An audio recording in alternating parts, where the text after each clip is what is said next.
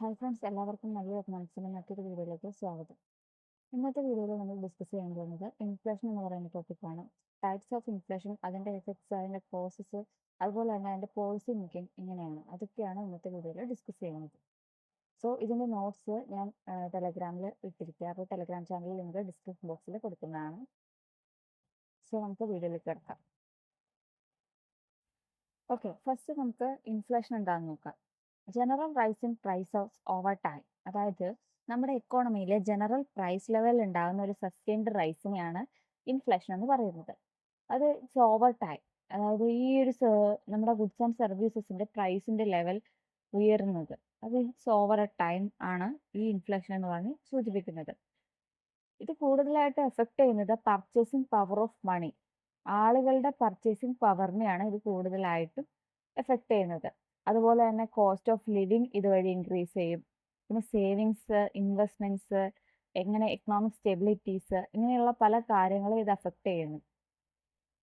So ഇതിൽ main ആയിട്ട് വരുന്ന ഇൻഫ്ലേഷൻ്റെ രണ്ട് ടൈപ്സ് ആണ് ഡിമാൻഡ് പുൾ ഇൻഫ്ലേഷനും കോസ്റ്റ് പുഷ് ഇൻഫ്ലേഷനും. ഡിമാൻഡ് പുൾ ഇൻഫ്ലേഷൻ എന്ന് പറയുമ്പോൾ തന്നെ ഒരു ടോപ്പിക്കിൽ നിന്ന് തന്നെ നമുക്ക് മനസ്സിലാക്കാം, ഡിമാൻഡ് കൊണ്ട് ഉണ്ടാവുന്ന ഇൻഫ്ലേഷനെയാണ് ഡിമാൻഡ് പുൾ ഇൻഫ്ലേഷൻ എന്ന് പറയുന്നത്. എക്സസ് ഡിമാൻഡ് കൊണ്ട്, അതായത് ഡിമാൻഡ് ഓവർ സപ്ലൈ എന്ന് പറയുന്ന കൺസെപ്റ്റിൽ നിന്നാണ് ഡിമാൻഡ് പുൾ ഇൻഫ്ലേഷൻ ഉണ്ടാവുന്നത്. അതുപോലെ തന്നെ നെക്സ്റ്റ് ടൈപ്പ് ആണ് കോസ്റ്റ് പുഷ് ഇൻഫ്ലേഷൻ. ഈ കോസ്റ്റ് പുഷ് ഇൻഫ്ലേഷൻ എന്ന് പറയുന്നത് നമ്മൾ ആ വേർഡ് റിലേറ്റഡ് ആയിട്ട് പറയുകയാണെങ്കിൽ പ്രൊഡക്ഷൻ കോസ്റ്റ്, ഹയർ പ്രൊഡക്ഷൻ കോസ്റ്റിൽ നിന്നുണ്ടാവുന്ന ഒരു ഇൻഫ്ലേഷൻ ആണ് കോസ്റ്റ് പുഷ് ഇൻഫ്ലേഷൻ എന്ന് പറയുന്നത്. സോ നമുക്കത് ഡീറ്റെയിൽ ആയിട്ട് നോക്കാം. ഇപ്പം നമ്മൾ നേരത്തെ ഇൻഫ്ലേഷൻ എന്താണെന്ന് കണ്ടു. അപ്പോൾ ഇൻഫ്ലേഷനിലെ രണ്ട് മെയിൻ ആയിട്ടുള്ള ടൈപ്സ് ആണുള്ളത്, ഡിമാൻഡ് പുൾ ഇൻഫ്ലേഷനും കോസ്റ്റ് പുഷ് ഇൻഫ്ലേഷനും. ഡിമാൻഡ് പുൾ ഇൻഫ്ലേഷൻ എന്ന് പറയുമ്പോൾ നിങ്ങൾക്ക് ചെറിയ രീതിയിൽ പറയുകയാണെങ്കിൽ, when overall demand in the economy increases faster than supply causing prices to rise. അതായത് നമ്മുടെ എക്കോണമിയിലെ ഓവറോൾ ഡിമാൻഡ് എന്ന് പറയുന്നത് സപ്ലൈയേക്കാൾ കൂടുതലായിട്ട് ഉയരുകയാണെങ്കിൽ അവിടെ പ്രൈസ് റൈസ് ഉണ്ടാവാൻ ചാൻസ് ഉണ്ട്. അതായത് നമ്മുടെ ജനറൽ പ്രൈസ് ലെവലിൽ ഒരു ഇൻക്രിമെൻ്റ് ഉണ്ടാവാൻ ചാൻസ് ഉണ്ട്. ആ ഇൻക്രിമെൻ്റ് വഴി ഡിമാൻഡ് പുൾ ഇൻഫ്ലേഷനിലേക്ക് ഈ ഒരു എക്കോണമീനെ ഇത് നയിക്കുന്നതാണ്. സോ അതാണ് ഡിമാൻഡ് പുൾ ഇൻഫ്ലേഷൻ്റെ ഒരു ഭാഗമായിട്ട് നമുക്ക് പറയാനുള്ളത്. അതുപോലെ നോക്കുകയാണെങ്കിൽ നമുക്ക് സിംപ്ലി പറയുകയാണെങ്കിൽ excess demand in the economy കാരണമാണ് ഡിമാൻഡ് പുൾ ഇൻഫ്ലേഷൻ ഉണ്ടാവുന്നത്. അതുപോലെ തന്നെ ഇത് ഹയർ പ്രൈസസ് അല്ലെങ്കിൽ ഹയർ ഔട്ട്പുട്ടിലേക്ക് ഇത് നയിക്കുന്നതാണ്. കൺസ്യൂമർ സ്പെൻഡിങ് കാരണമോ അല്ലെങ്കിൽ ഗവൺമെൻറ് എക്സ്പെൻഡിച്ചറിൻ്റെ സ്പെൻഡിങ് കാരണമോ ഇൻവെസ്റ്റ്മെൻറ്റ് കൂടുന്നത് കാരണമോ ഒക്കെ ആയിരിക്കും ഇത് കൂടുതലായിട്ടും ഉണ്ടാവുക. ഇതൊക്കെയാണ് ഇതിൻ്റെ ഒരു ഷോർട്ട് ഫോമിൽ ഇത് പറയുകയാണെങ്കിൽ. നെക്സ്റ്റ് നമ്മൾ നോക്കുന്നത് cost push inflation. When production cost like wages, raw materials rise leading business to increase prices.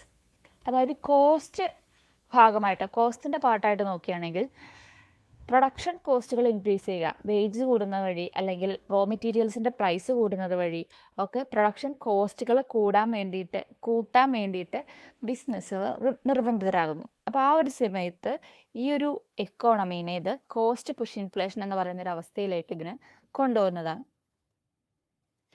Higher production cost കാരണമാണ് ഇത് മെയിനായിട്ട് ഉണ്ടാകുന്നത്. എന്തൊക്കെ ഇൻക്രിമെൻ്റ് ചെയ്യുമ്പോഴാണ് വേജസ്, റോ മെറ്റീരിയൽസ് അങ്ങനത്തെ കാര്യങ്ങൾ ഇൻക്രിമെൻ്റ് ചെയ്യുമ്പോഴാണ് പ്രൊഡക്ഷൻ കോസ്റ്റുകൾ കൂടുന്നത്. ഇത് ഹയർ പ്രൈസസിലേക്കും പക്ഷേ ലോവർ ഔട്ട്പുട്ടിലേക്കും നയിക്കുന്നത്. ഇങ്ങനെയാണ് ഈ ഒരു കോസ്റ്റ് പുഷ് ഇൻഫ്ലേഷൻ ഉണ്ടാകുന്നത് ചെറിയ രീതിയിൽ നമ്മൾ പറയുകയാണെങ്കിൽ. പിന്നെ oil price hike, supply chain disruption, അതുപോലെ തന്നെ ഹയർ ടാക്സസ്, ഇതൊക്കെയാണ് ഇതിൻ്റെ ഒരു കോസസ് ആയിട്ട് വരിക. സോ നമുക്കിത് ഈച്ച് വൺ ആയിട്ട് ഡീറ്റെയിൽ ആയിട്ട് നോക്കാം. ഫസ്റ്റ് നമ്മൾ നോക്കാൻ പോകുന്നത് ഡിമാൻഡ് പുൾ ഇൻഫ്ലേഷനെ പറ്റിയാണ്. ഗ്രാഫിക്കലി റെപ്രസെൻ്റ് ചെയ്തിട്ടാണ് അത് നോക്കുന്നത്. ഫസ്റ്റ് നമ്മൾ നോക്കുകയാണെങ്കിൽ ഈ ഗ്രാഫിൽ പറയുന്നുണ്ട് എക്സ് ആക്സിസിൽ റിയൽ GDPയും വൈ ആക്സിസിൽ പ്രൈസ് ലെവലുമാണ് ഇതിൽ മെഷർ ചെയ്തിരിക്കുന്നത്. ഇത് നമുക്ക് അഗ്രിഗേറ്റ് ഡിമാൻഡ് കർവ്സ് കാണാം, അതുപോലെ തന്നെ അഗ്രിഗേറ്റ് സപ്ലൈ കർവും കാണാം. നമുക്ക് അതിൻ്റെ ഡെഫിനേഷൻ പറയുകയാണെങ്കിൽ happens when demand for goods and services exceed supply pushing prices up. അതായത് നമ്മുടെ സപ്ലൈനേക്കാൾ കൂടുതൽ ഡിമാൻഡ് കൂടുന്ന അവസ്ഥയിൽ പ്രൈസ് കൂടുന്നു. ഈ ഒരു അവസ്ഥയാണ് നമ്മൾ ഡിമാൻഡ് പുൾ ഇൻഫ്ലേഷനിലേക്ക് നയിക്കുന്നത്. നമുക്ക് ഈ ഒരു കർവിൻ്റെ ഷിഫ്റ്റ് നോക്കുകയാണെങ്കിൽ മനസ്സിലാവും. AD1 എന്ന് പറയുന്നത് AD2ലേക്ക് അഗ്രിഗേറ്റ് ഡിമാൻഡ് ഇൻക്രീസ് ചെയ്തിട്ടുണ്ട്. ഇപ്പം നേരത്തെ പറഞ്ഞ കുറേ റീസൺസ് കാരണമായിരിക്കാം ചിലപ്പോൾ ഇത് ഇൻക്രിമെൻ്റ് ചെയ്തിരിക്കുന്നത്. കൺസ്യൂമർ സ്പെൻഡിങ് കൂടുക, ഗവൺമെൻറ് എക്സ്പെൻഡിച്ചർ കൂടുക, അല്ലെങ്കിൽ ഇൻവെസ്റ്റ്മെൻറ്റ് കൂടുക, ഇങ്ങനത്തെ സിറ്റുവേഷൻസിൽ അഗ്രിഗേറ്റ് ഡിമാൻഡ് കൂടിയിട്ട് അഗ്രിഗേറ്റ് ഡിമാൻഡിലെ അഗ്രിഗേറ്റ് ഡിമാൻഡ് 1 എന്ന് പറയുന്ന കർവ് അഗ്രിഗേറ്റ് ഡിമാൻഡ് 2 എന്ന് പറയുന്നതിലേക്ക് ഇൻക്രിമെൻ്റ് ചെയ്യപ്പെടുന്നു. ഈ ഒരു രീതിയിലാണ് ഡിമാൻഡ് പുൾ ഇൻഫ്ലേഷൻ നമുക്ക് റിഫ്ലക്റ്റ് ചെയ്യാൻ പറ്റുക. അപ്പോൾ പറയുകയാണെങ്കിൽ ഇനീഷ്യൽ ഇക്വിലിബ്രിയം എന്ന് പറയുന്നത് AD1 എന്ന് പറയുന്ന കർവ് AS എന്ന് പറയുന്ന കർവിനെ ഇൻ്റർസെക്ട് ചെയ്യുന്ന പോയിൻ്റാണ് ഇനീഷ്യൽ ഇക്വിലിബ്രിയം. അവിടെ നോർമൽ പ്രൈസും നോർമൽ ഔട്ട്പുട്ടും ആയിരിക്കും ഉണ്ടായിരിക്കുക.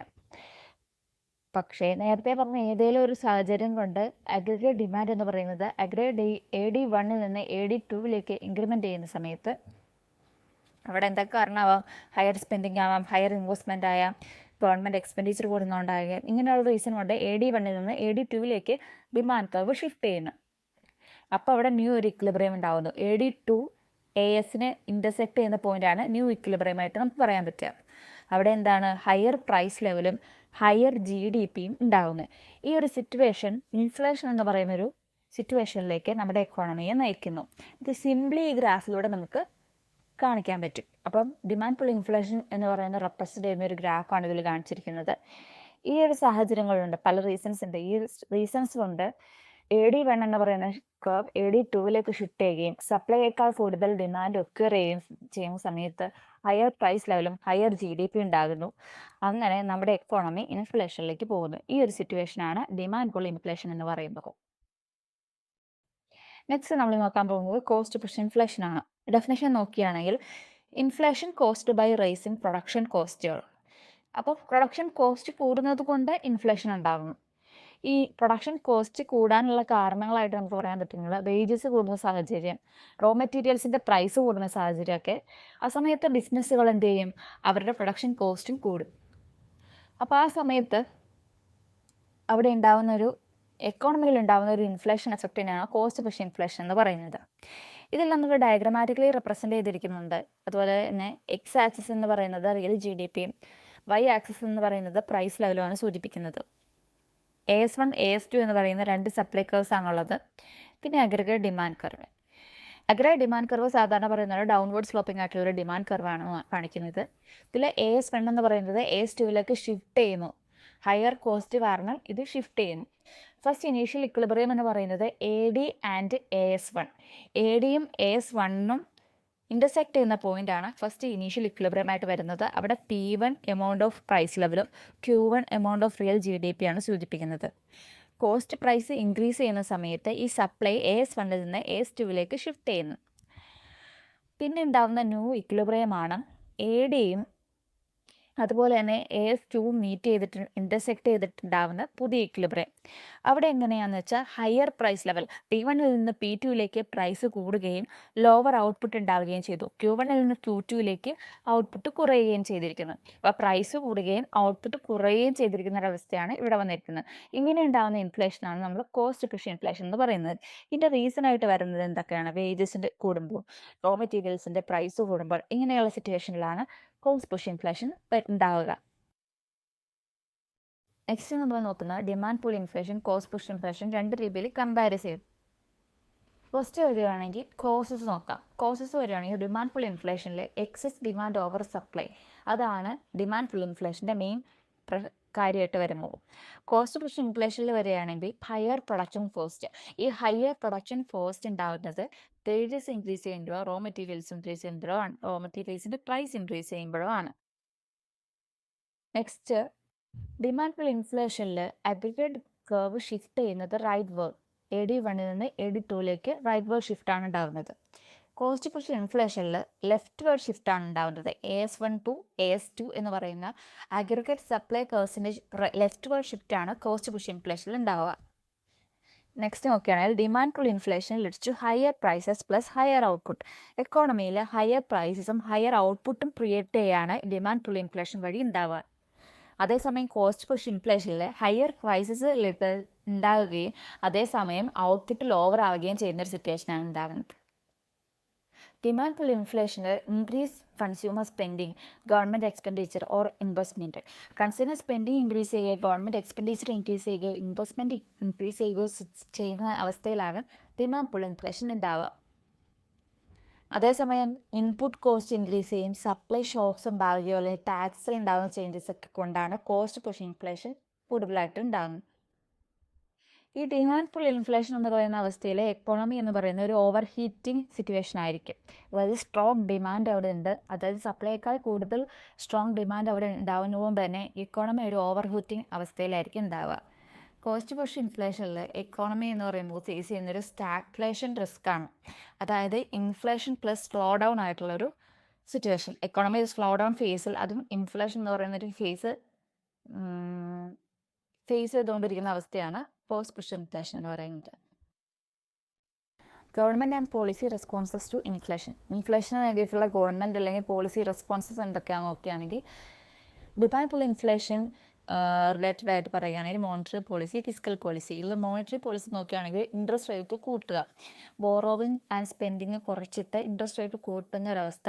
അതുപോലെ തന്നെ റിഡ്യൂസ് മണി സപ്ലൈ, എക്കോണമിയിലേക്കുള്ള മണി സപ്ലൈ കുറച്ചിട്ട് ടൈറ്റ് മോണിറ്ററി സ്റ്റാൻസ് ആക്കി എക്കോണമിനെ വെക്കുക. ആ ഒരു സിറ്റുവേഷനാണ് രണ്ടാമതായിട്ട് പറയുന്നത്. പിന്നെ പറയുന്ന വേറൊരു പോളിസിയാണ് ഫിസിക്കൽ പോളിസി. അതുപോലെ ഗവൺമെൻറ് സ്പെൻഡിങ് കട്ട് ചെയ്യുക. ഗവൺമെൻറ് സ്പെൻഡിങ് എന്ന് പറയുന്നത് കട്ട് ചെയ്ത് മാറ്റുക. അതുപോലെ തന്നെ increase taxes to reduce disposable income. Taxes increase ചെയ്യുമ്പോൾ ഇൻഡിവിജ്വൽസിന് അവരുടെ ഡിസ്പോസിബിൾ ഇൻകം എന്ന് പറയുന്നത് കുറയുന്നു. അപ്പോൾ ആ ഒരു സിറ്റുവേഷനിൽ അവർ ഇൻവെസ്റ്റ്മെൻറ്റ് ചെയ്യുന്നതും കൺസ്യൂമർ സ്പെൻഡിങ് ഒക്കെ കുറയുന്ന ഒരു അവസ്ഥ ഉണ്ടാവും. അത് ക്രിയേറ്റ് ചെയ്യുന്നതിലൂടെ ഡിമാൻഡ് പുൾ ഇൻഫ്ലേഷൻ നമുക്ക് ഒഴിവാക്കാമെന്നാണ് പറയുന്നത്. നെക്സ്റ്റ് നമ്മൾ നോക്കുകയാണെങ്കിൽ കോസ്റ്റ് പുഷ് ഇൻഫ്ലേഷൻ. അതിന് നമുക്ക് മെഷർ എടുക്കാൻ പറ്റുന്ന സപ്ലൈ സൈഡ് പോളിസീസ് ആണ്. ഇതിൽ പ്രൊഡക്ഷൻ കോസ്റ്റുകൾ കുറയ്ക്കാൻ വേണ്ടിയിട്ട് സബ്സിഡീസ് പ്രൊവൈഡ് ചെയ്യുക. അതുപോലെ തന്നെ ഇൻഡയറക്റ്റ് ടാക്സ് ആയിട്ടുള്ള GST, VAT കട്ട്സ് അങ്ങനത്തെ ഒരു കാര്യങ്ങളൊക്കെ കൊണ്ടുവന്നിട്ട് ടാക്സസ് റിഡ്യൂസ് ചെയ്യുക. പിന്നെ ഇൻഫ്രാസ്ട്രക്ചർ അല്ലെങ്കിൽ പ്രൊഡക്ടിവിറ്റി റിലേറ്റഡ് ആയിട്ടുള്ള ടെക്നിക്കൽ ഇമ്പ്രൂവ്മെൻറ്റ്സിനൊക്കെ കൂടുതൽ ഇൻവെസ്റ്റ്മെൻറ്റ് കൊടുക്കുന്നത് വഴി പ്രൊഡക്ടിവിറ്റി കോസ്റ്റ് നമുക്ക് റിഡ്യൂസ് ചെയ്യാൻ വേണം. ആ വഴി കോസ്റ്റ് പുഷ് ഇൻഫ്ലേഷൻ മാറ്റാമെന്നാണ് പറയുന്നത്. പിന്നെ നോക്കുക ഇൻകം പോളിസി. ഇൻകം സൈഡിൽ നോക്കുകയാണെങ്കിൽ വേജസ് കൺട്രോൾ ചെയ്ത് അല്ലെങ്കിൽ വേജസ് കൂടുന്നത് കൊണ്ടാണ് കോസ്റ്റ് പുഷ് ഇൻഫ്ലേഷൻ വരുന്നത്. അതായത് പ്രൊഡക്ടിവിറ്റി പേസ്റ്റ് കൂടിയിട്ട് കോസ്റ്റ് പുഷ് ഇൻഫ്ലേഷനിലേക്കാണ് നയിക്കുന്നത്. സോ നമുക്കവിടെ ചെയ്യാൻ പറ്റുന്നത് ഏജ് കൺട്രോൾ ചെയ്യുക, അല്ലെങ്കിൽ വേജ് പ്രൈസ് ലിമിറ്റിന് വേണ്ടിയിട്ടുള്ള മെഷേഴ്സ് എടുക്കുക. ഇതൊക്കെയാണ് ഇൻകം പോളിസി മെഷേഴ്സായിട്ട് പറയുന്നത്. സോ നമുക്ക് ഇന്നത്തെ വീഡിയോയിൽ നമ്മൾ ഡിസ്കസ് ചെയ്തിരിക്കുന്നത് ഇൻഫ്ലേഷൻ എന്ന് പറയുന്ന 2 ടൈപ്സ് ആണ്. ഡിമാൻഡ് പുൾ ഇൻഫ്ലേഷനും കോസ്റ്റ് പുഷ് ഇൻഫ്ലേഷനും അതിൻ്റെ എഫക്ട്സും അതിൻ്റെ പോളിസി മെഷേഴ്സും അങ്ങനത്തെ പല കാര്യങ്ങളും ഇന്നത്തെ വീഡിയോയിൽ ഡിസ്കസ് ചെയ്തിട്ടുണ്ട്. സോ ഇൻഫ്ലേഷൻ എന്ന് പറയുന്നത് നമ്മുടെ എക്കോണമി നോക്കുകയാണെങ്കിൽ അതൊരു അൺഅവോയ്ഡബിൾ ആയിട്ടുള്ള പാർട്ടാണ്. ഒരു മോഡറേറ്റ് ലെവൽ ഓഫ് ഇൻഫ്ലേഷൻ നമുക്ക് വേണം താനും. അതുണ്ടെങ്കിലാണ് നമ്മുടെ എക്കോണമിക് സ്പെൻഡിങ്ങും ഗ്രോത്ത് ഒക്കെ ഉണ്ടാവുകയുള്ളൂ. അതേസമയം എക്സസീവ് ആയിട്ടുള്ള ഒരു ഇൻഫ്ലേഷൻ എന്ന് പറയുന്നത് വാല്യൂ